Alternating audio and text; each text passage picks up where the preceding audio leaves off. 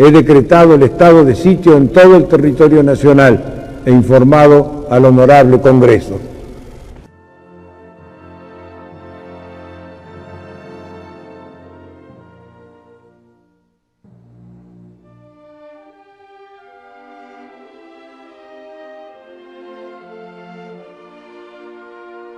En primer lugar, anuncio que el Estado argentino suspenderá el pago de la deuda externa. Quiero decirles que van a ser respetadas las monedas en que hicieron sus depósitos. Es decir, el que depositó dólares recibirá dólares. Que la historia no juzgue. Pido perdón, mi voto no es positivo. Voto en contra. ¿Qué te pasa, Clarín? ¿Por qué estás tan nervioso?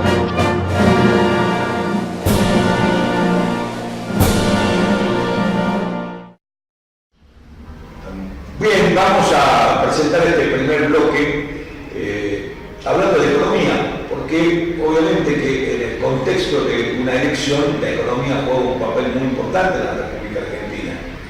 La economía del país, la economía suya, cómo se encuentra en este momento cada ciudadano argentino, forma parte de las pretensiones hacia dónde vamos a ir en estas elecciones. Y por supuesto la economía tiene que ver mucho porque casi diríamos que la economía determina la elección en muchos aspectos de la vida democrática de los últimos años en la República Argentina. El pulso económico, cómo vemos nosotros la economía, cómo sentimos nosotros la economía, con ese humor quizás también se decida votar más allá de lo ideológico y más allá del sentido de pertenencia de cada ciudadano en la política y dentro de la política. Para ello hemos invitado en el día de la fecha al doctor Valeriano Colque, quien es doctor en economía y un hombre que permanentemente participa en los medios de comunicación hablando de estos temas que tienen que ver con la economía de nuestro país. Doctor, ¿cómo le va? Un gusto saludarlo. Buenas noches, un gusto que esté acá. Muy bien, muchas gracias por la invitación. Bueno, frente a las elecciones, ¿cuál es el contexto económico en el cual estamos? Bueno, la economía está en una situación difícil, no terminal, pero sí difícil, ¿no es cierto?, donde justamente en esta época electoral interrumpieron graves problemas que en alguna medida profundizan más el problema económico que existe en Argentina. El dólar es uno, el tema de los siguen subiendo los costos y Brasil. Son los tres elementos que se incorporan a este escenario económico, ¿no es cierto?, donde evidentemente impacta mucho sobre la economía argentina. ¿Por qué Brasil, doctor? Porque Brasil es uno de los principales compradores de nuestras exportaciones, el 30% de la exportación argentina van a Brasil, y Brasil en este momento tiene una crisis, está devaluando, tiene problemas de desocupación, en lo cual evidentemente las compras hacia el exterior de parte de Brasil, o sea, los que nos podrían comprar a nosotros están aquietadas. Fundamentalmente el rubro automotriz y el rubro alimento, que es lo que más le vendemos a Brasil. Y el otro tema es el dólar, que al estar totalmente atrasado genera grandes baches para la exportación. Y la exportación es la única forma en que genera dólar genuino para aumentar las reservas del Banco Central. Las exportaciones cayeron 26% este año con relación a 2014. Tenemos un saldo comercial de 1.270 millones de dólares, que no es nada, ¿no es cierto?, para estos tiempos. Y desde luego, eso trae aparejado problemas con el tema de la reserva del Banco Central, habida cuenta que para mantenerla a esos niveles que se mantienen ahora hubo que pedirle plata a China, 11.000 millones de dólares, se usaron 8, lo cual hay que devolverlo. Se le pidió plata a Rusia, al Club de París, ¿no es cierto? Evidentemente todo eso repercute en la reserva, y al no entrar dólar genuino y no tener acceso al mercado financiero internacional, porque estamos en default, producto del tema con los holdouts y los fondos buitre, entonces no podemos entrar al mercado financiero internacional, y si entramos nos cobran una tasa del 9%, que es un usura a nivel internacional en dólares. Entonces nos estamos financiando en la Argentina el elevado déficit fiscal que tiene con emisión monetaria con lo cual genera problemas de inflación y además con endeudamiento interno a tasa del 30%, que es una barbaridad. Quizás el tema del dólar sea un tema más financiero que económico en la Argentina, o también tiene que ver con lo económico, y por qué esta brecha entre uno y otro que se ha ampliado en los últimos tiempos. Lo que pasa es que la cultura argentina siempre fue dolarizarse cuando producen la elección. ¿Y esto por qué se debe? No, lo que pasa es que en la Argentina nunca hubieron política de estados, y cuando hablamos de política de estado hablamos de política de mediano y largo plazo, que haga que la cosa sea previsible independientemente del gobierno que esté en ese momento. Entonces acá todos los gobiernos son de corto plazo, 4 años o 8 años según, ¿no es cierto? Además existe un super presidencialismo donde el presidente que es elegido cree que es el Mesías, que viene a solucionar todos los problemas de la economía, ¿no es cierto? Inclusive lo que dejó el presidente anterior y el nuevo. Entonces, evidentemente no es así. Yo creo que acá tiene que haber política de estados donde generen previsibilidad, no solo para los argentinos, sino para las empresas propiamente dicho, perdón, donde nosotros no tengamos que correr al dólar ni nada por el estilo. El modelo chileno, el modelo uruguayo, ¿no es cierto? Y sigue, claro, política de Estado, como cualquier nación seria, digamos, tendría que ser. Entonces no tendríamos que andar corriendo al dólar en este momento. Eso no pasa en Argentina. Por eso es que las crisis se producen en Argentina cuando hay cambio de gobierno, generalmente cada 7 u 8 años se producen crisis económicas, porque acá hay un excesivo de hiperpresidencialismo, a tal punto que el gobernador o el presidente pareciera que no fueran presidentes ni gobernadores, pareciera que fueran patrones, porque creen que el Estado es de ellos y manejan como quieren el Estado, como si fuesen los dueños propios del Estado, o se confunde la figura de ellos con el Estado. Ese es un problema. Y bueno, y en la Argentina, vos fíjate que tenemos problemas, hablabas con el dólar, hablamos de Brasil, que justamente tiene problemas, está devaluando y a nosotros nos generas también inconveniente para venderle. Y el otro tema es que los precios siguen subiendo. Se amesetó un poco la inflación, pero siguen subiendo un 2, un 3, un 4%, pero siguen subiendo. Entonces eso hace, ¿no es cierto?, que el productor, por ejemplo, sobre todo de las economías regionales, prácticamente estén quebrados. Hablemos de la economía del norte con el azúcar, los limones en Tucumán, hablemos de la economía de la Patagonia con Neuquén, Junero con pera, la manzana, hablemos de la economía cuyana con los vinos, hablemos de la economía entrerriana o del litoral con el tema de los cítricos, ¿no es cierto?, sobre todo naranja, evidentemente, y hablemos de la economía del centro con el tema agropecuario, sobre todo el tema lechero. Yo te cuento para que vos veas, acá al subir los costos más el aumento en las paritarias y de no tener un dólar competitivo, ¿no es cierto?, entonces tu producción no es rentable. Entonces, y más, si le agregás las retenciones que le producen a la exportación y a la economía regional, bueno, tiene que priorizarse en la producción para el mercado externo, que es la que nos va a permitir el ingreso de dólares genuinos. Me explico entonces.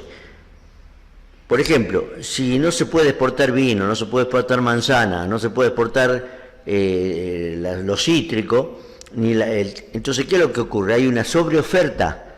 Entonces, esa sobreoferta hace que el precio en el mercado interno baje. Entonces, al bajar, entonces al productor no le conviene, ¿no es cierto?, cosechar por los altos costos que tiene de cosecha. De ahí que prácticamente 250.000 kilos de pera, manzana se tiró la leche, usted vio, se hace en Córdoba y en Santa Fe el tema de la leche.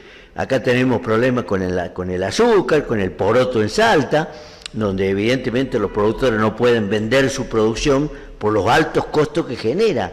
Entonces, eso es lo que hay. Entonces, ahora, cuando vos generás un producto para el mercado externo, como te decía recién, vos incorporás dólares genuinos a las arcas de la reserva del Estado, y lo que te sobra, y dejá un cupo para el mercado interno, a valores del mercado interno. Ese es el tema. Acá siempre, ¿no es cierto?, se opera al revés, ¿no es cierto? Además, si vos no corregís la inflación, que es el principal flagelo que tiene la economía argentina, los acuerdos que vos hagas de política salarial a través de las paritarias, al poco tiempo quedan desnaturalizados porque la misma inflación se lo come.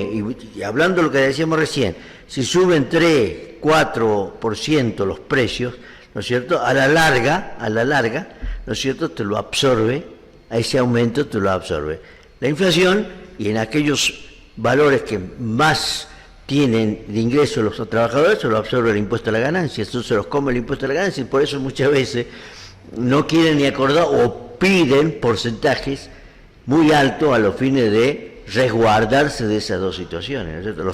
Por ejemplo, los salarios cayeron con relación al año pasado un 5%. Pero el campo tuvo un momento con el tema de la soja, la venta, los ingresos, el commodity alto. La Argentina tenía exportación alta, casi 100.000 millones de toneladas se metieron al exterior, eso significó ingresos para el país.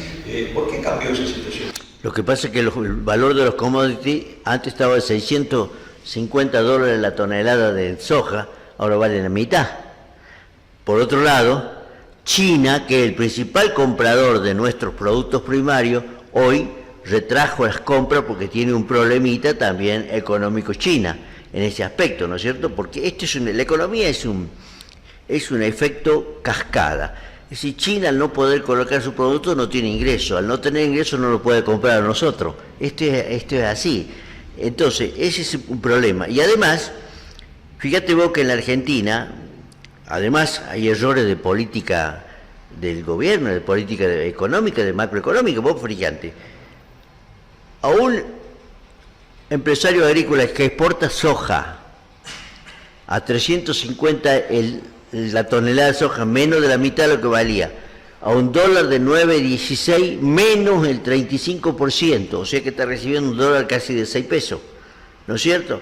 Y encima los costos internos siguen subiendo, bueno, la rentabilidad se va para otro lado, ¿no es cierto? Entonces ese es el problema que tienen hoy las economías regionales. Ahora, no hay una política cíclica en la Argentina, siempre por eso te decía, al no haber política de Estado, no hay una política previsible que se haga cíclica, que frente a estos problemas, ¿no es cierto?, el Estado acuda para contrarrestar esos problemas con esa política cíclica. Acá no hay.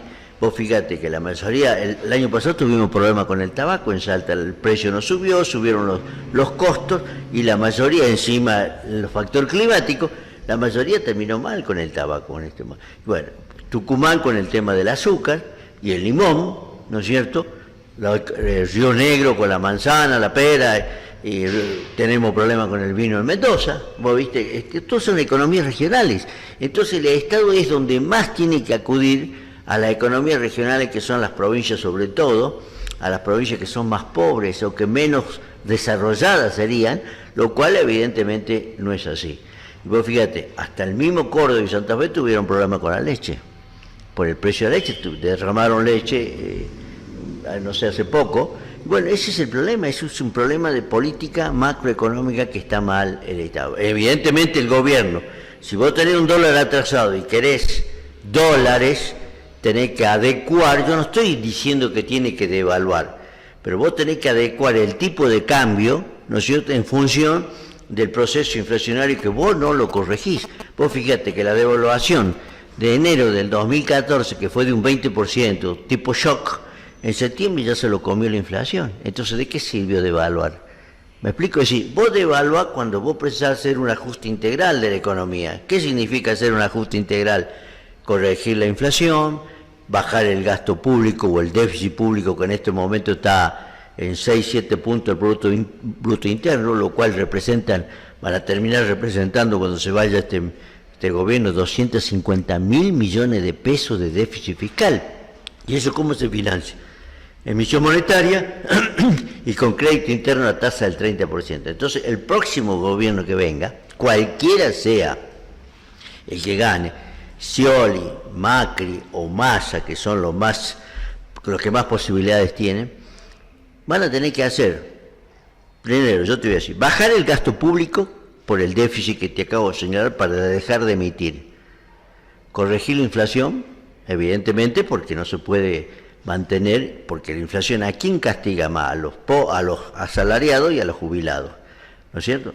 Bien, además, tiene que adecuar las tarifas en función de los que valen. Vos no podés, nosotros los salteños, no podemos estar pagando la luz, ¿no es cierto?, 2 veces o 3 veces más mensualmente, cuando Buenos Aires se paga 50 o 60 pesos bimestralmente y tiene mayor poder adquisitivo la ciudad de Buenos Aires, ¿no es cierto? Entonces, todas esas cuestiones hay que adecuarlas. Además, eso lo va a tener que hacer cualquiera de los 3 que gane, porque además no te olvides que tenemos que pagarle ahora 6.000 millones de dólares en octubre a los Boden, y además hay que arreglar con los acreedores externos, independientes si son buitres o holdouts. Nosotros tenemos un 7% que no entró en el canje de 2005 y 2010, que son los holdouts que no hicieron juicio, pero que les debemos, y los buitres que sí hicieron juicio, que también les debemos, independientemente que nos guste, que sean usureros, lo que quiera, pero hay un fallo judicial en contra.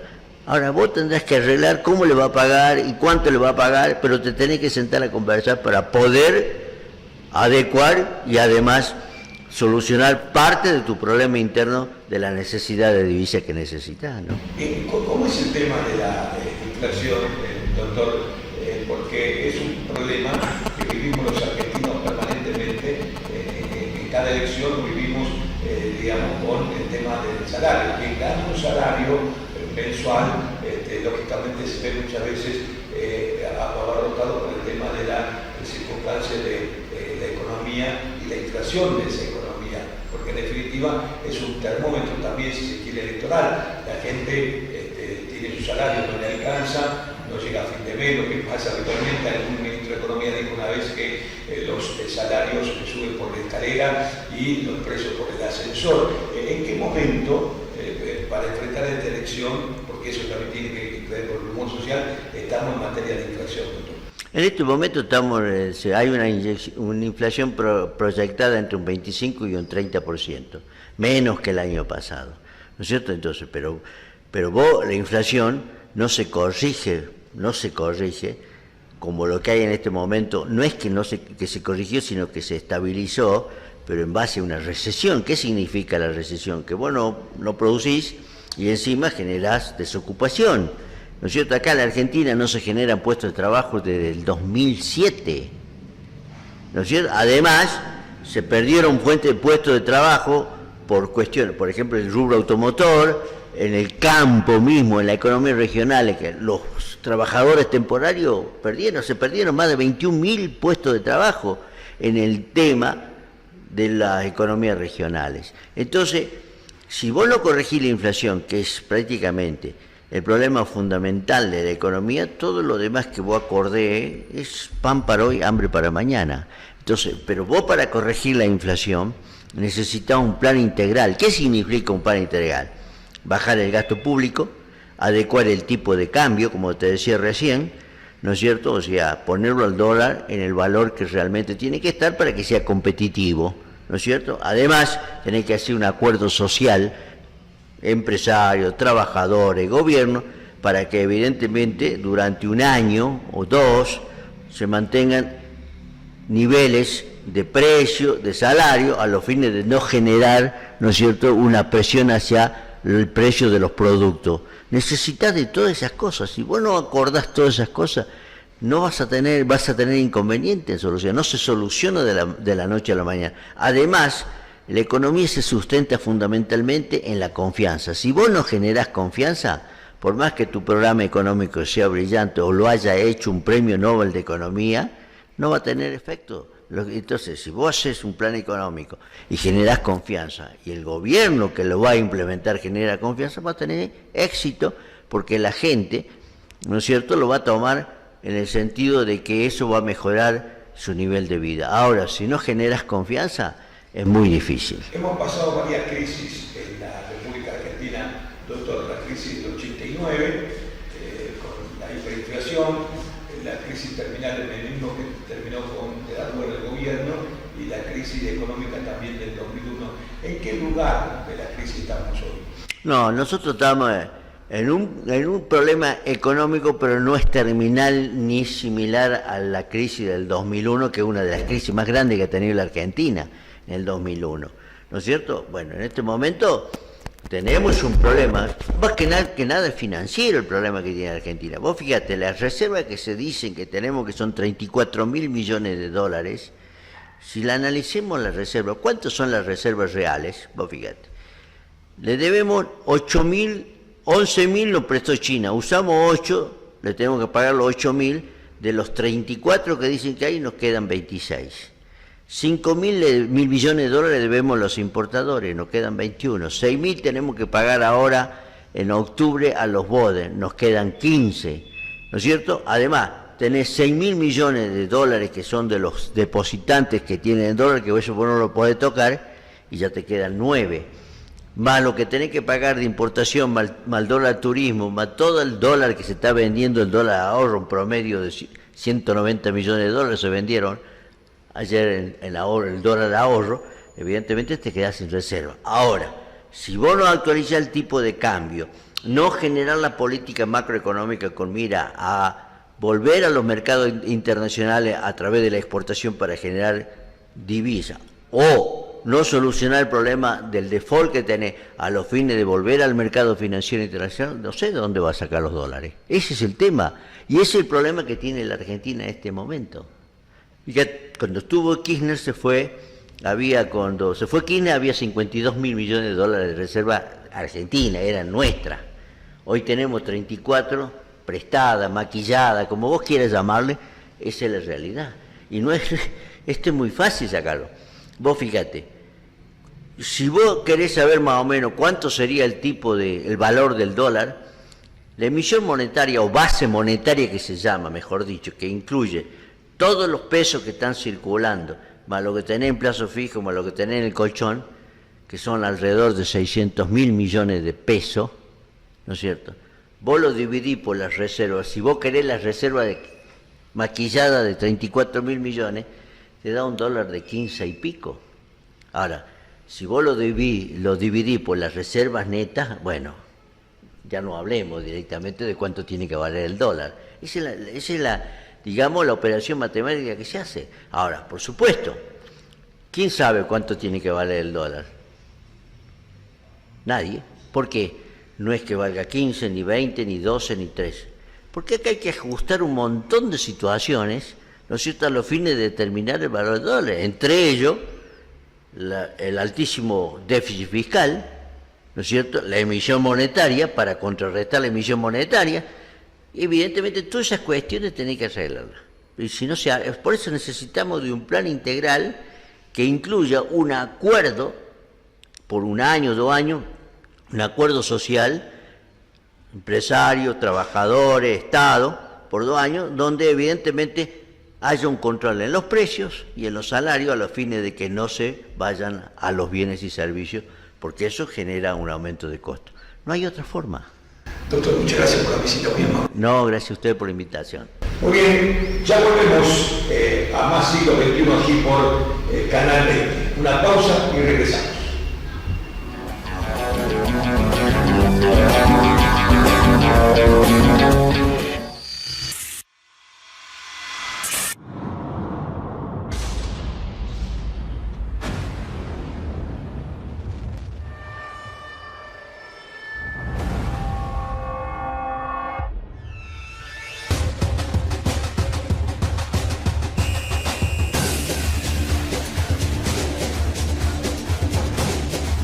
Que tu cuerpo es pura adrenalina que por dentro me atrapa, me tiene al borde de la locura. Es que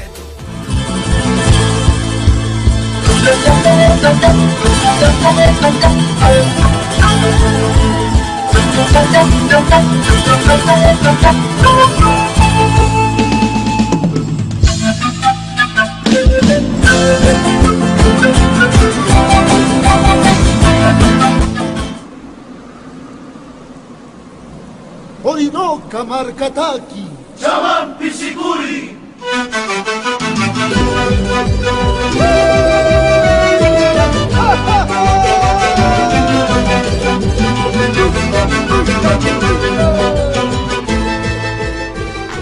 Si ¿Pensás renovar tu auto, moto, cuatriciclo o náutica? José Mateo Automotores, tu consulta no nos molesta. Nos podés ubicar en Adolfo Güemes 43, teléfono 421-9404 o en el mail jmautomóviles@hotmail.com.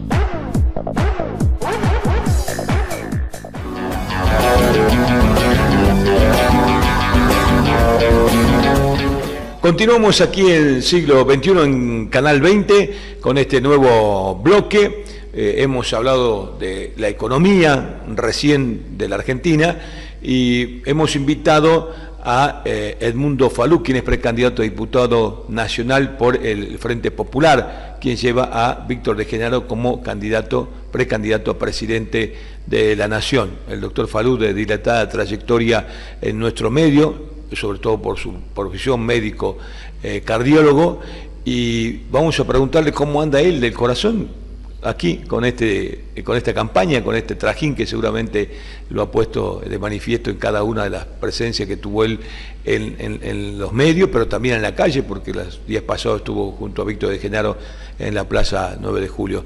Doctor, ¿cómo le va? Muy buenas noches, ¿cómo está usted? Muy buenas noches, ¿cómo estás? Bueno, ¿cómo está la campaña? ¿Cómo va la campaña? Muy bien. ¿Cómo es este tema del proceso de industrialización que se habla hace mucho tiempo?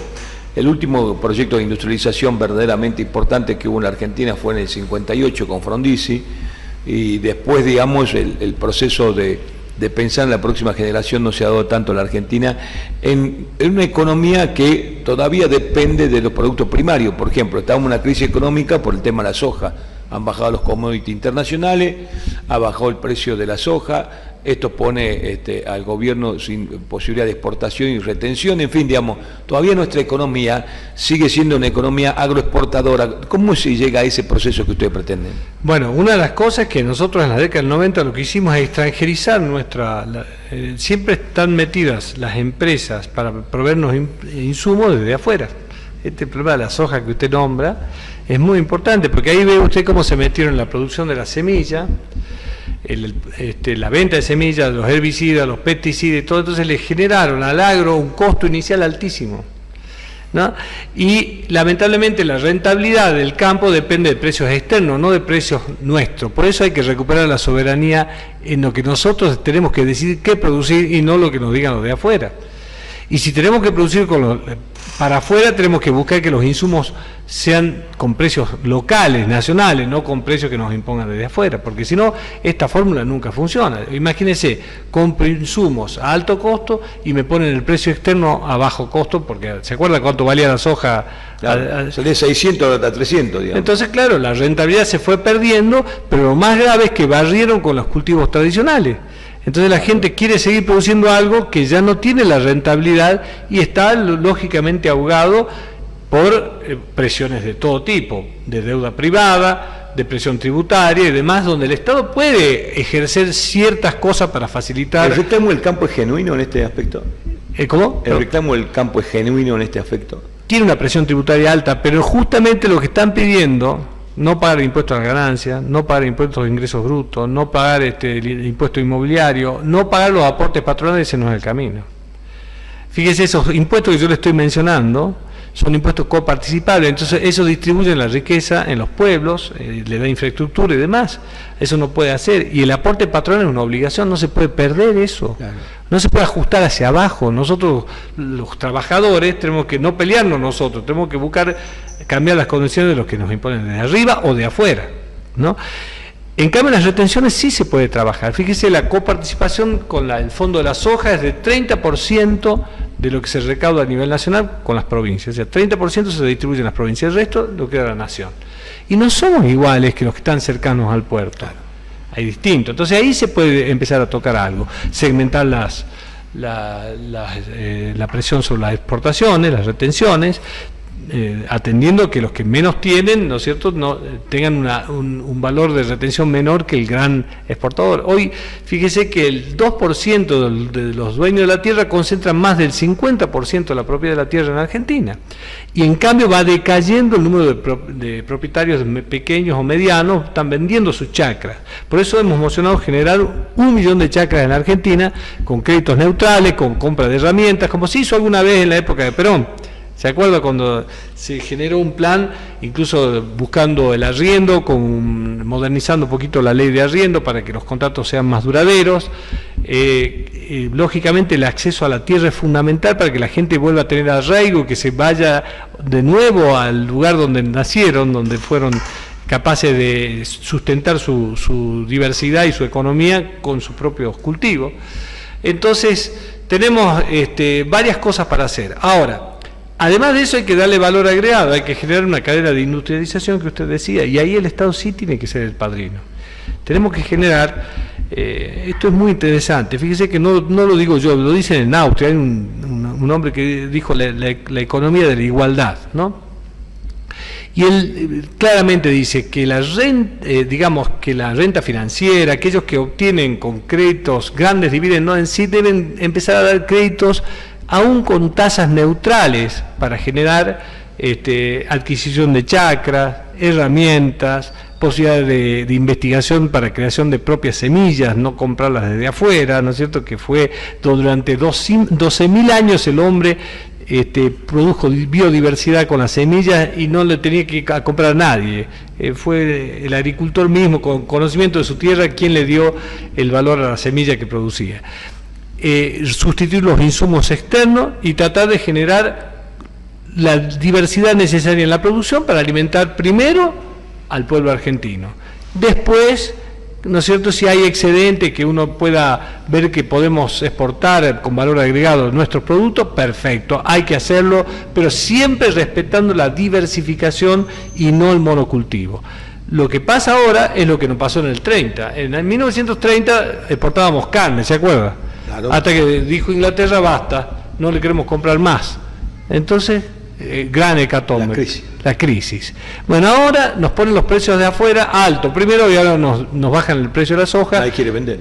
Nadie quiere vender, ¿no? Y además ya se le hace imposible seguir manteniendo esta actividad. Entonces tenemos que tener diversificación y después sí el espíritu de la industrialización, que no tiene que ser a gran escala. Hoy yo hablaba, hay pequeños emprendedores que necesitan herramientas y es mucho más barata que las grandes máquinas que vendemos, ¿no? Sí. ¿No? Se pueden... Claro, cuando uno piensa en el proceso industrial, piensa en la mega industria, digamos. No, hay que ir empezando con las industrias de las economías regionales. Por ejemplo, si yo tengo cítricos en Colonia de Santa Rosa, a mí me encantaría darle valor agregado, o una fábrica de tomates, ¿no es cierto? O sea, algo que nosotros le demos valor y empleo, y en eso sí la actitud del gobierno es facilitable a través de créditos neutrales, como dije, para facilitar el trabajo, el empleo, con seguimiento del Estado, o sea, nunca deshacerse. También eso lo hicieron los chinos. Cuando los chinos se abren a una política de industrialización y de capitalismo, pero con supervisión del Estado, ellos no se desligaban nunca del pequeño productor, garantizaban de que esa producción realmente sea importante. Es como el pajarito, ¿no?, que necesita volar, pero primero le falta el aprendizaje para poder volar. Y bueno, el Estado tiene que ser el gran facilitador hasta que solamente el emprendedor, aquel que quiere trabajar o generar una pequeña industria, tenga siempre el respaldo de la producción y del Estado, ¿no?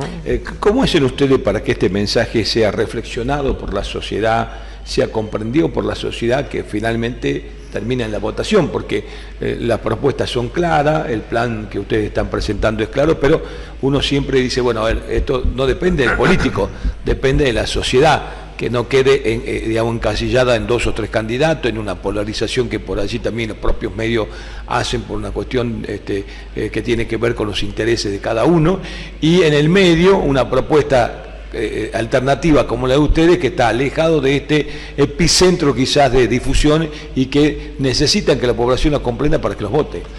Bueno, sí, es muy importante, porque hoy en día los candidatos representan muchas veces intereses corporativos. Yo se los digo con claridad, o sea, lo que se presenta en los medios, los candidatos que se presentan, no representan las verdaderas alternativas populares.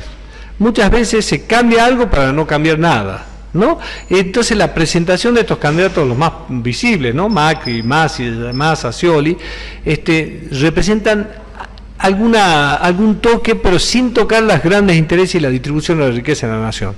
Eso ofrecemos nosotros. Empezar a ponernos de pie con el interés popular, queremos debatir leyes que apunten al bienestar de la gente. Mire, en el Congreso de la Nación existe un mecanismo que se llama audiencias públicas, que no se hace frecuentemente, sobre todo en los partidos mayoritarios, porque llamar a debate a los interesados, hacia el pueblo, que participen en un debate de un anteproyecto, por ejemplo, para instaurar financiamiento en la salud, tienen miedo de llamar, porque está el negocio por detrás metido.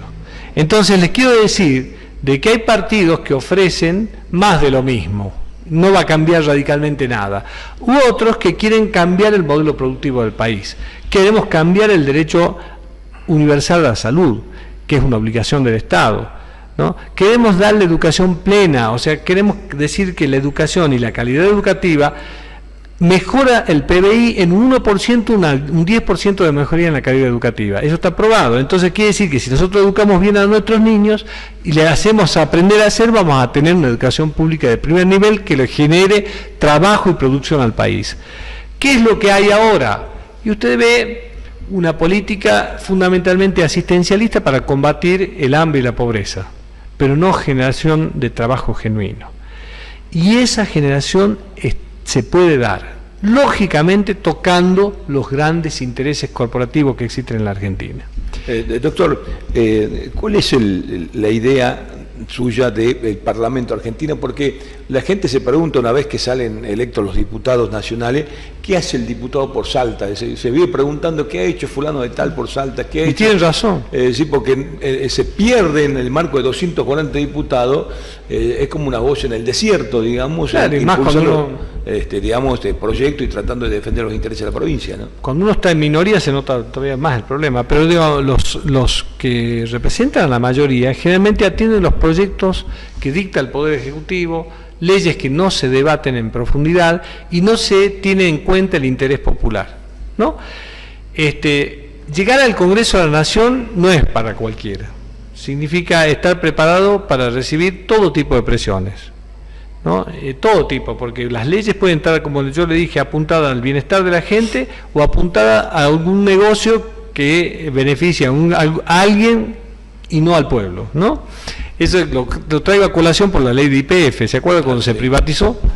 Bueno, esa fue una ley no debatida a nivel popular. Si hubiese sido debatida, le aseguro que no se privatizaba, porque no iba a dejar esa desocupación y el tendal de pobre en el norte como existió, o la de ferrocarriles, este canal que se está expresando en la ciudad de Güemes.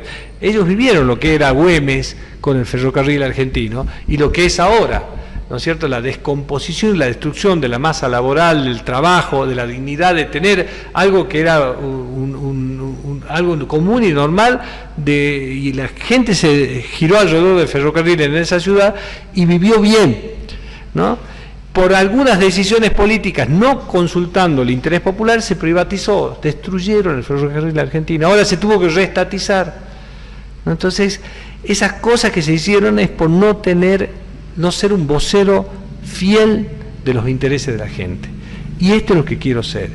Más allá de integrar una fuerza política, yo no necesito ningún tipo de presión y no la quiero aceptar de ningún tipo que vaya en contra de los intereses de mi gente. Quiero ser un fiel representante del norte. Las provincias del norte han estado siempre postergadas con respecto a las provincias centrales. Tenemos que tener legisladores que sean realmente brillantes en cuanto a su accionar e impedir que se generen leyes que vayan en contra de los intereses nuestros.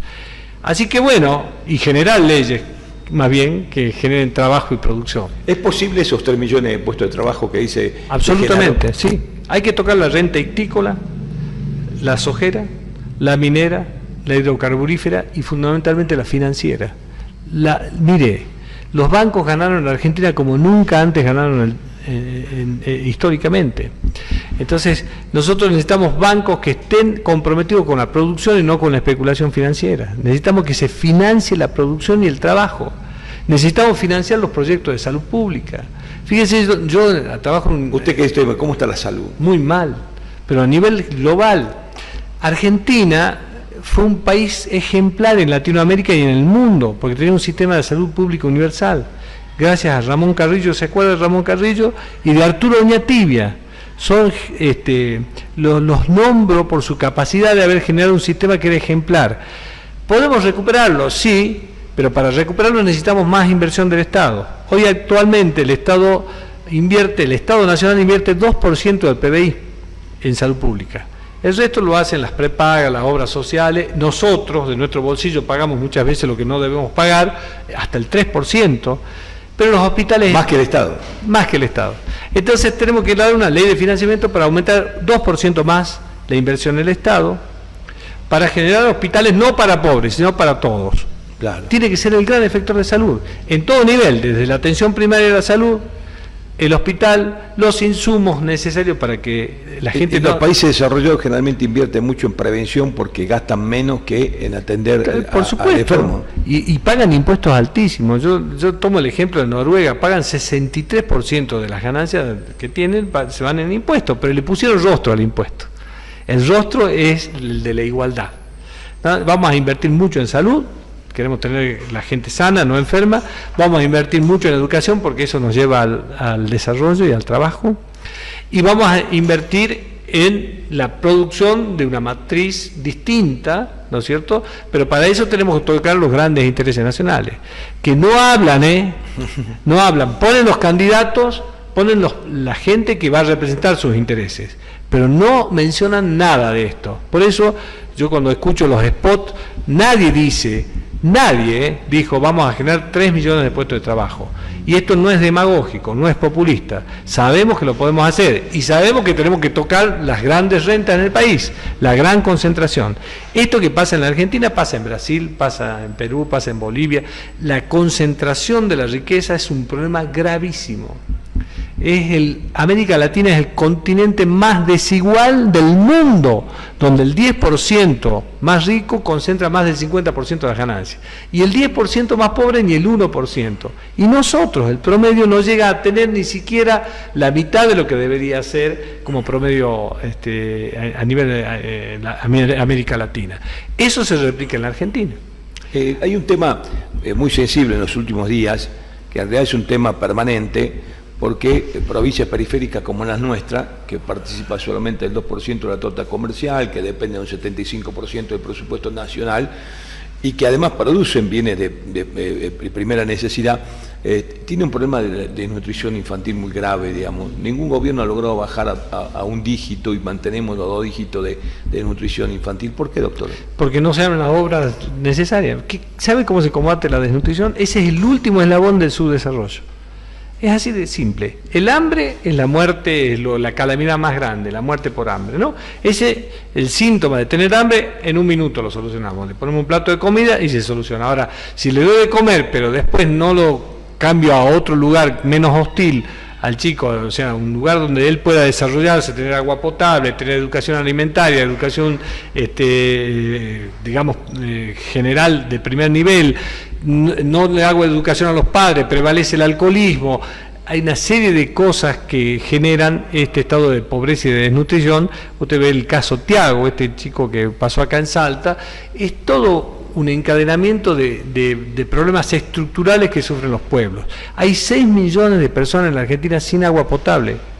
Sin agua potable, 6 millones de personas. En un país que tiene vastísimos recursos naturales. Eso tenemos que empezar a tocarlo para empezar entonces a combatir la soberanía alimentaria. ¿Cómo puede ser que nosotros produzcamos alimentos para los que dicen los de afuera y no produzcamos alimentos que nosotros requerimos para hacerles llegar a nuestra gente, a los más pobres, en valores que sean accesibles, ¿no es cierto? Es así. ¿Hay una cuestión cultural ahí en el medio, ¿no? Sí, pero nada hace. Fíjese, hay comunidades indígenas que estuvieron antes que la organización del Estado y sobrevivieron 10.000 años. Así que esa no es una excusa. No es una excusa, ¿no? Las comunidades saben. Ahora, claro, con la soja, por ejemplo, barrimos con el hábitat natural, del pastoreo, de proveerse su propio alimento, ¿no? La accesibilidad al agua, la falta de accesibilidad a las cosas básicas. Bueno, entonces ahí se produce la desnutrición y muerte. El Estado es el gran responsable. Tenemos que actuar rápidamente y ni siquiera delegar en fundaciones. Nosotros tenemos que actuar como Estado y decir, vamos a tocar... Hacerse cargo. Hacerse cargo. En la explosión de la soja se expulsaron 3 millones de personas del campo a la ciudad. ¿Cómo se puede entender eso? Era porque yo le decía de los impuestos. Cuando los impuestos no vuelven repartido genuinamente a los lugares de donde viene la gente, entonces estamos perdidos, ¿no? Entonces nosotros tenemos que lograr que toda esa riqueza se distribuya, porque esa es la primera razón del Estado organizado. El Estado organizado tiene el deber de compensar la diferencia en que no tiene nada con aquellos que tienen mucho. Y eso, ¿sabe por qué surgió la idea de Estado organizado? Surgió porque en la época de la peste y de la fiebre amarilla se morían los ricos y los pobres, hasta que se dieron cuenta que aquellos que estaban desnutridos, pobres de toda pobreza y que no tienen ningún acceso a nada, tenían que recibir algo para mejorar su condición de dignidad y no enfermarse, porque la peste no hacía diferencia entre si era rico y pobre, lo mataba a todos por igual. Entonces dijeron, le vamos a dar seguridad, le vamos a dar seguridad social, le vamos a dar salud pública y vamos a tener una matriz bastante igualitaria en la base. Después, cada uno crece como quiere, pero hay cosas que son responsabilidad inalienables del Estado, ¿no? Nacional y provincial, ¿no? Bien, finalmente, ¿cómo ve el escenario político de la Argentina en medio del marco económico? Porque quizás la economía sea un valor sustantivo a la hora del humor de la gente, del proceso de votación, porque muchas veces la economía determinó la política cuando tendría que ser al revés. En los países más serios, si cambia el ministro de Economía no pasa nada, digamos, y aquí siempre tenemos una cuestión con la economía que tiene que ver con los resultados electorales. Mire, muy buena pregunta, porque yo creo que si nosotros seguimos manteniendo el cepo como estaba manteniendo en este momento, cada vez se aplasta más la producción nacional. Pero si generamos una salida brusca de eso, ¿no? Con una salida del cepo, liberación del mercado y demás, va a tener una maxi devaluación, pobreza, exclusión social. O sea, ninguna de esas dos salidas son las que corresponden. Sí, yo le hablé de tocar las riquezas. Fíjese, hay 50 empresas que manejan más divisas que lo que tenemos de reserva nosotros en el Banco Central. Entonces tenemos que empezar a controlar el manejo. ¿Cuántos dólares realmente tenemos? ¿Cuántos entran y cuántos salen? Se han ido 200.000 millones de dólares en los últimos 10 años en la Argentina, lo que equivale a la deuda externa actual. Entonces, hubo falta de voluntad. Yo no puedo creer de que entre el pago de la deuda, entre pago, digamos, evasión, porque otros no, exportación de ganancias de las empresas extranjeras hacia afuera, se nos llevó la riqueza. Entonces estamos repartiendo una torta muy pequeña que tenemos que agrandarla para poder distribuirla mejor. Entonces ahí empieza la cosa. Yo creo que tenemos que salir gradualmente del cepo con toda seguridad, sin quebrar los derechos básicos de la población, porque no podemos actuar con el espíritu de atender ciertos intereses corporativos y dejando en absoluta desigualdad a la gente, o pronunciar esta desigualdad. Tenemos que tratar de más bien sentarnos juntos a hablar, a ver cómo salimos todos de esta enorme crisis. Uno de los caminos, y eso lo emociona a nuestro economista, que es Claudio Lozano, es empezar a hacer un control claro de cómo se manejan las divisas en el mercado, digamos, de divisas en el país. Y ahí van a encontrar de que, por ejemplo, tienen reservas mucho más altas que el mismo Banco Central como reserva líquida. Esas empresas tienen que empezar a volcar sus ganancias también en la inversión, en las cosas básicas de nuestro país. Así vamos a salir, con toda seguridad. Doctor, muchas gracias por la visita, muy amable. No, gracias a ustedes, ¿no? Por la invitación. Con nosotros estuvo el doctor Edmundo Falú, precandidato a diputado nacional por el Frente Popular. Hacemos una pausa aquí en Siglo XXI, Canal 20, y ya volvemos.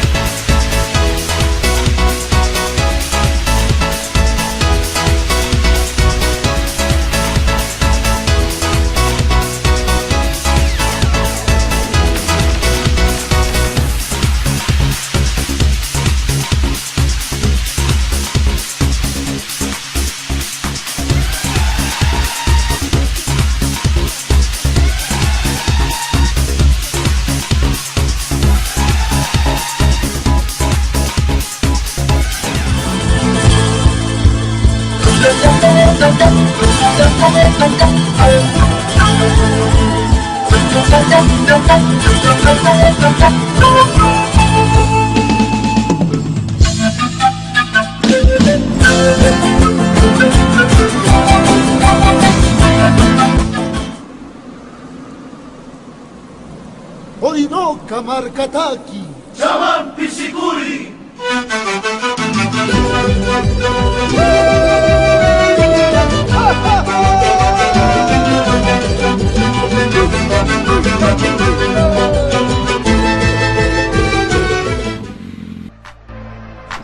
Si pensás renovar tu auto, moto, cuatriciclo o náutica, José Mateo Automotores, tu consulta no nos molesta, nos podés ubicar en Adolfo Güemes 43, teléfono 421-9404 o en el mail jmautomóviles@hotmail.com.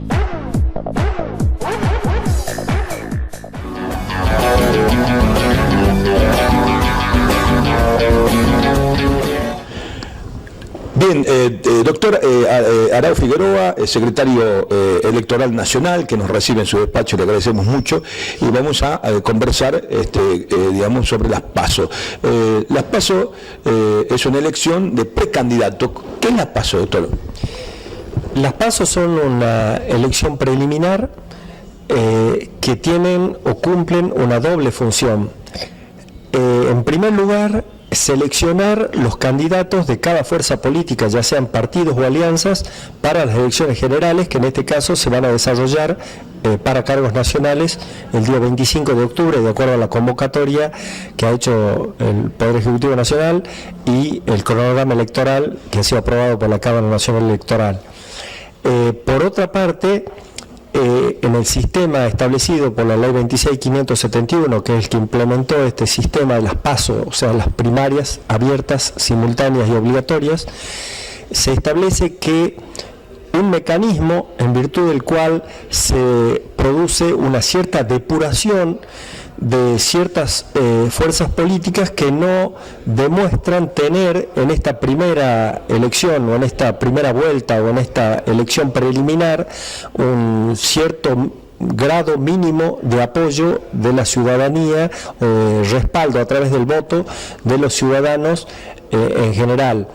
La ley en este caso establece un piso del 1,5% de los votos válidamente emitidos y afirmativos, es decir, que se excluyen los votos nulos y los votos en blanco, y que este piso se establece como un recaudo o una exigencia para poder luego participar de la elección general del 25 de octubre. Es decir, aquellas fuerzas políticas que no llegan o no obtienen como mínimo este número, esta cantidad de votos, no quedan habilitadas posteriormente para participar de la elección general del 25 de octubre. Esto vendría a ser como que la sociedad tiene que avalar, en vez de conseguir los tradicionales avales de los candidatos, como ese algunas veces ha pasado, en este caso deben conseguir el aval de la sociedad en ese porcentaje para recién ser candidatos.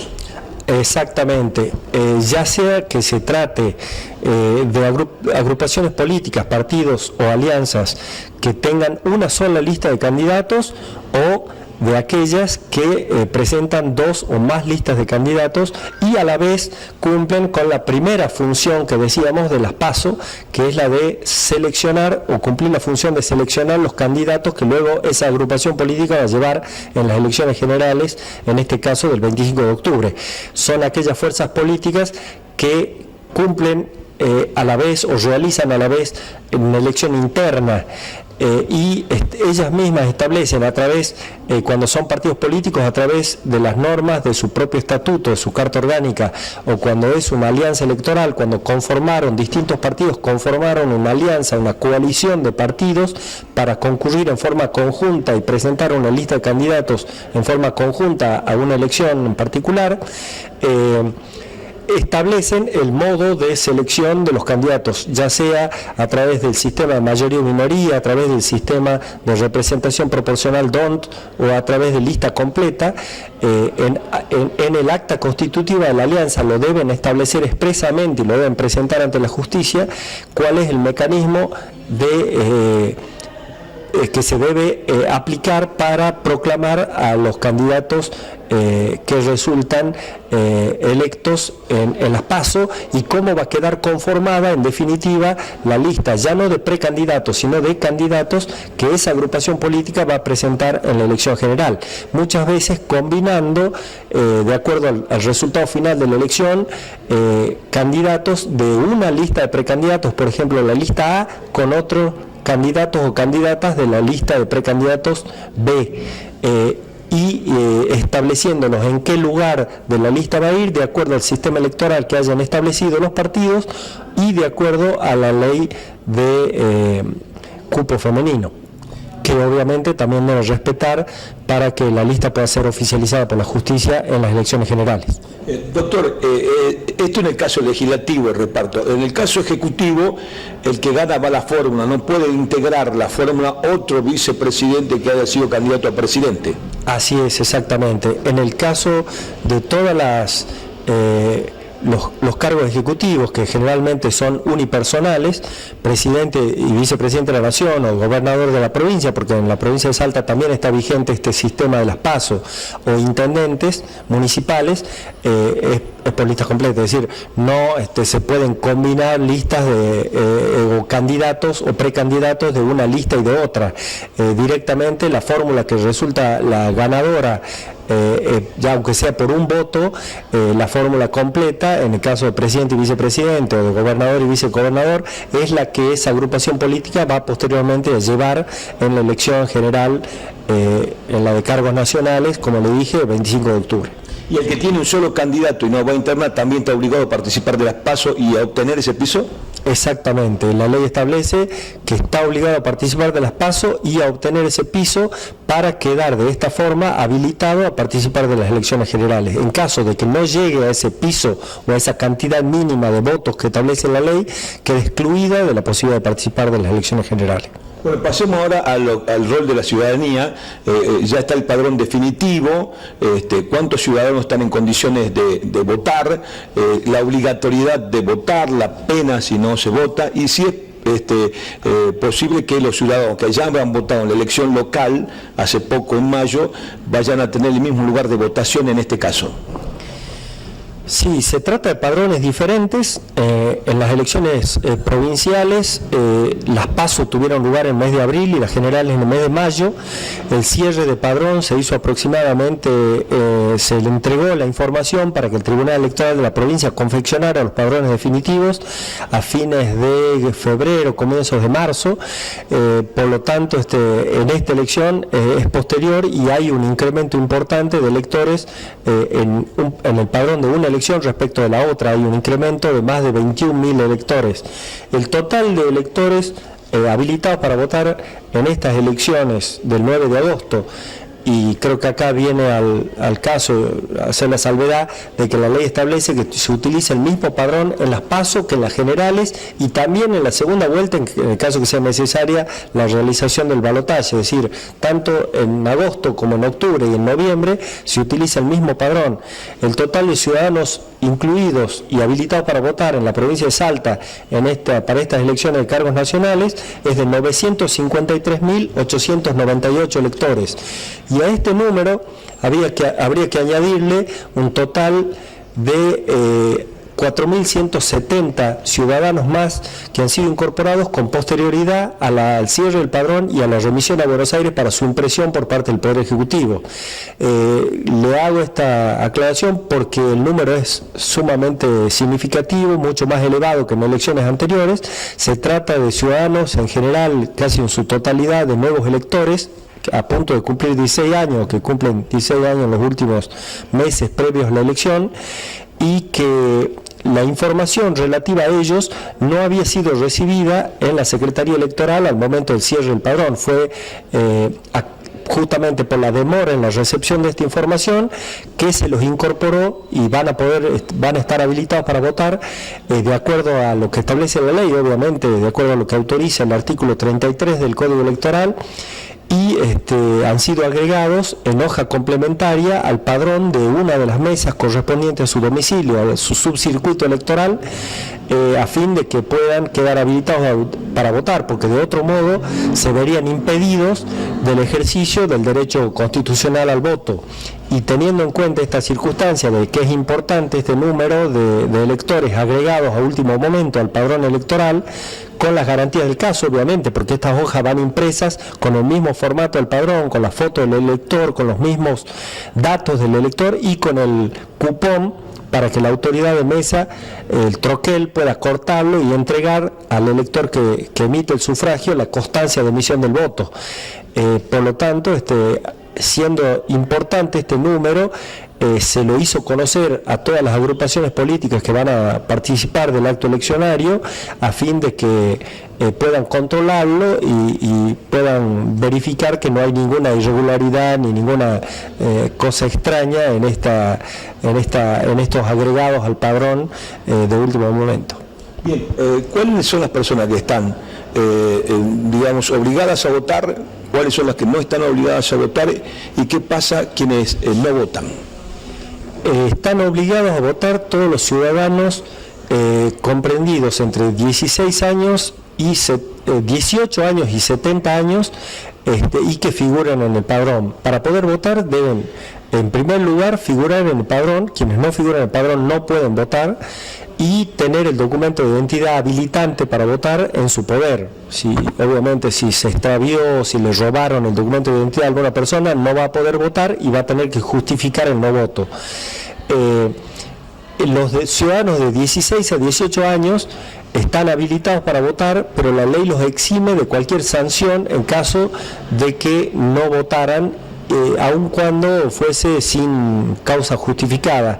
Por lo tanto, aunque la ley no lo dice, el voto en el caso de estos ciudadanos de la franja etaria entre 16 y 18 años pasa a ser optativo. Lo mismo sucede con los mayores de 70 años, es decir, en tanto en cuanto figuran en el padrón y tengan el documento de identidad en su poder, pueden votar y están habilitados para votar. Es un derecho de ellos el poder sufragar, pero no están obligados a hacerlo si no quieren hacerlo, si no están en condiciones o desean no votar.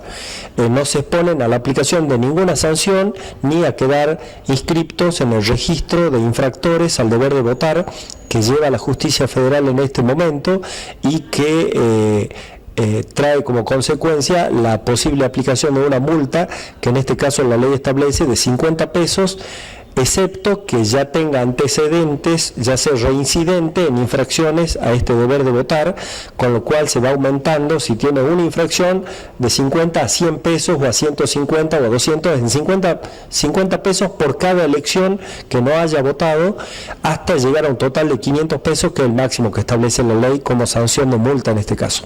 La distancia para el que está fuera de la provincia, de su provincia, en caso de no poder votar por esa razón.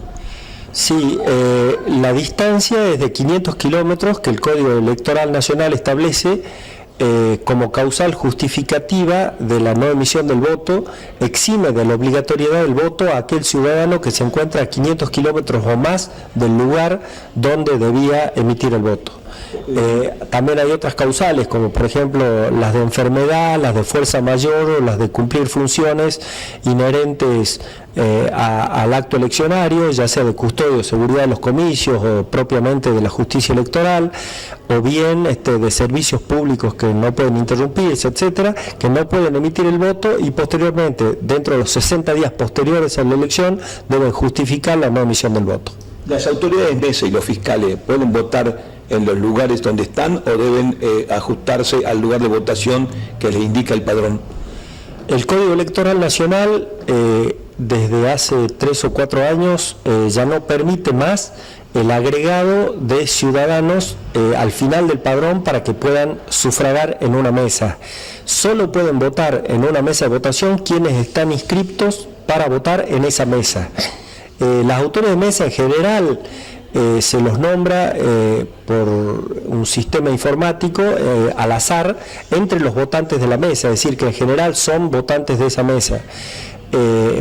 En casos excepcionales, cuando se designa alguno que no es votante de esa mesa, si están conjuntamente el suplente y el presidente y no es importante la distancia, puede, haciendo un acta, el presidente dejar la mesa a cargo del suplente por unos instantes, trasladarse a votar al lugar donde figuraba empadronado, volver a hacerse cargo de la mesa. Y el suplente, del mismo modo, también trasladarse durante unos momentos, votar en la escuela donde le corresponde y volver a la mesa donde está desempeñando funciones como presidente o como suplente. Pero en general se trata de ciudadanos que son votantes de la mesa, se los elige con el sistema informático, como le dije, de acuerdo al sistema como está reglamentado, no solo para Salta, sino para todo el país, por la Cámara Nacional Electoral, por un sistema informático. El sistema los designa de entre los votantes de la mesa y de acuerdo a distintos parámetros. Por ejemplo, se toma en cuenta, en primer lugar, que no sean ciudadanos afiliados a algún partido político, o si son afiliados, que sean afiliados a distintas agrupaciones políticas del presidente y del suplente. Se trata de tomar prioritariamente entre tal edad y tal edad, y no, por ejemplo, a ciudadanos de muy avanzada edad o muy jóvenes que tengan muy poca experiencia. También se puede dar algunas pautas respecto de las profesiones. Por ejemplo, se trata de excluir a los militares, a los policías, a los gendarmes, a los médicos, que muchas veces tienen urgencias o asuntos de turnos en las guardias, etcétera. Entonces, sí se da alguna prioridad a otras profesiones, pero no en forma excluyente. Finalmente, doctor, ¿cómo es la votación del Parlasur? Porque esta es una introducción nueva dentro de categorías. Tenemos categoría de presidente y vicepresidente, la categoría de diputados nacionales, hemos tenido en algún momento la categoría de senadores nacionales, pero hay una nueva categoría que está dividida en dos, que son como una elección nacional y una elección provincial de diputados para el Parlasur. ¿Por qué no nos explica? Así es, como usted bien dijo, la elección de parlamentarios del Mercosur, que por primera vez se va a realizar a través del voto directo de los ciudadanos. En este caso se van a elegir 43 representantes de la Argentina al Parlamento del Mercosur. Se estableció en esta ley, que es la ley 27.120, que es un sistema de votación mixto o doble. 24 de estos 43 parlamentarios del Mercosur van a ser elegidos, uno por cada distrito electoral, es decir, uno por cada provincia o por la ciudad autónoma de Buenos Aires. Es decir, que en este caso se va a votar, los ciudadanos de Salta vamos a votar por un parlamentario del Mercosur, y vamos a elegir un parlamentario del Mercosur por la provincia de Salta. Se vota un candidato titular y dos suplentes. Participan los partidos o alianzas reconocidos en Salta. Las candidaturas han sido aprobadas en Salta y las boletas electorales también han sido aprobadas en Salta, y obviamente el resultado final de toda la provincia de Salta es un resultado total o definitivo que después se comunica a Buenos Aires y en Buenos Aires se los proclama, pero el resultado final es de los ciudadanos que votaron en Salta. En cambio, la otra forma, los 19 restantes, los 19 para completar los 43 parlamentarios del Mercosur que se eligen tomando a todo el país, todo el territorio nacional como distrito único, de la misma forma que la elección del presidente y vicepresidente de la Nación. Son 19 candidatos titulares y 19 suplentes. Participan los partidos o alianzas reconocidos a nivel nacional. Las listas de candidatos y las candidaturas o precandidaturas en este caso han sido aprobadas a nivel nacional por el Juzgado Federal de Capital Federal a cargo de la doctora Servini de Cubría, y las boletas también han sido aprobadas en Capital Federal, y se vota las mismas listas de candidatos en cualquier escuela y en cualquier mesa de votación de todo el país, al igual que en la categoría de presidente y vicepresidente. O sea que en Salta, en Mendoza o en Misiones o en Tierra del Fuego o Capital Federal se votan las mismas listas de 19 parlamentarios titulares, 19 suplentes al parlamentario del Mercosur por distrito nacional. En este caso, obviamente, los resultados de Salta son resultados parciales, se comunican a Buenos Aires, que es donde se hace la sumatoria de todo el país, de todos los distritos, se obtiene el resultado final de todo el país, y obviamente no ahora en las PASO del 9 de agosto, sino en las generales del 25 de octubre, se toma en cuenta este resultado final de todo el país para la asignación de estos 19 cargos, es decir, para establecer quiénes son los candidatos que hayan resultado proclamados, electos como parlamentarios del Mercosur, es decir, cuáles de esos 19 cargos se asignan a la lista de candidatos del partido A o Alianza A la lista B o a la lista C. No sé si es clara la explicación. Así es, doctor. Muchísimas gracias, como siempre, muy gentil, ¿eh? No tengo por qué, que tenga un buen día.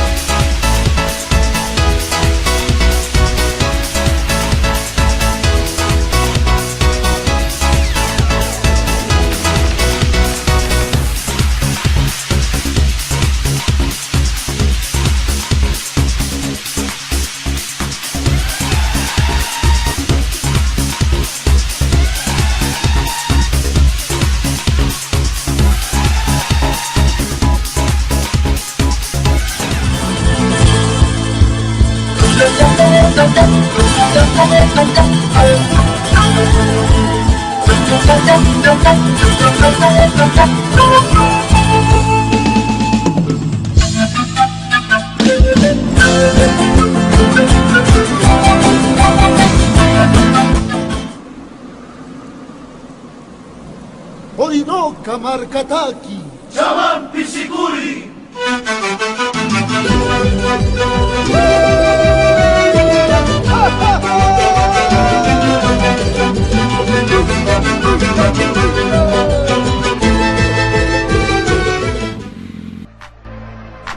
Si pensás renovar tu auto, moto, cuatriciclo o náutica, José Mateo Automotores, tu consulta no nos molesta, nos podés ubicar en Adolfo Güemes 43, teléfono 421-9404 o en el mail jmautomóviles@hotmail.com.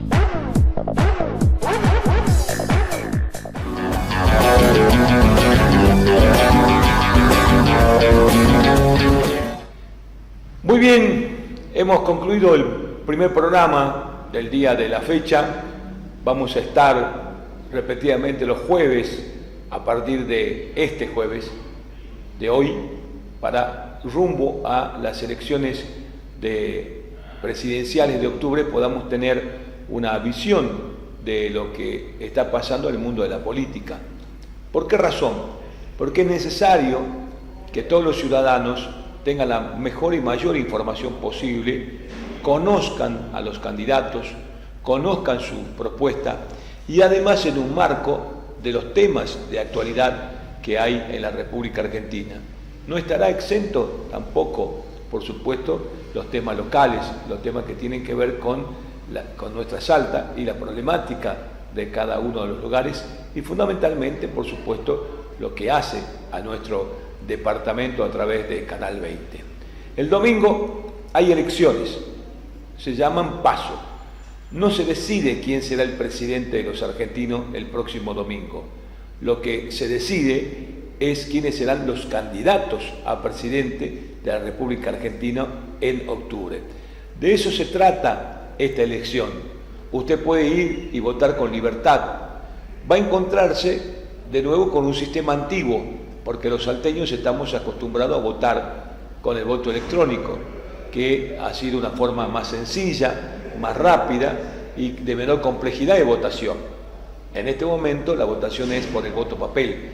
Entonces vamos a encontrar los salteños alguna dificultad porque iremos hacia atrás a buscar la boleta de papel. El que quiera realizar corte, porque se puede realizar corte por categoría, usted puede votar a un presidente de la nación y a un diputado nacional distinto, y puede votar a un parlamentario del Parlasur distinto al presidente y al diputado nacional, así que puede elegir la categoría en la cual va a votar. Lo más importante es que todos como sociedad vayamos a elegir a nuestros representantes. Los dirigentes políticos no vienen de Júpiter o de Marte, son producto de la sociedad, son emergentes de nuestra sociedad. Como somos nosotros como sociedad, vamos a tener a esos representantes. Por eso va a haber una cantidad importante de candidatos a presidente, diputados nacionales y parlamentarios del Parlasur. Es su responsabilidad ir a votar para que estas fuerzas políticas se conviertan en candidatos. Ya hemos señalado junto al doctor Arao Figueroa los pormenores de la elección en cuanto a los pasos a seguir, pero más vale repetir algunas circunstancias. Los jóvenes de 16 a 18 años no tienen la obligación a votar, pero pueden ir a votar si así lo desean.